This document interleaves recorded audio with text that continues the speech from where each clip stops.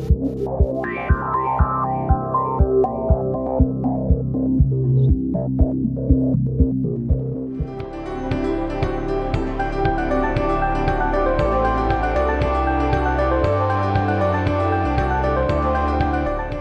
I'm Jack Haymes with Registered Real Estate Advisors, and this is your Whiteboard Monday.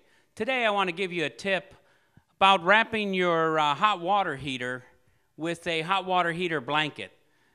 What you want to do is find out if you have a 40, 50, or 60 gallon hot water heater. Go down to your local hardware store and pick up your hot water heater blanket and go ahead and wrap it. What the wrapping will do is wrapping will help you retain the heat in your water heater, so your water heater will work less, saving you energy in the long run, which puts cash back into your wallet.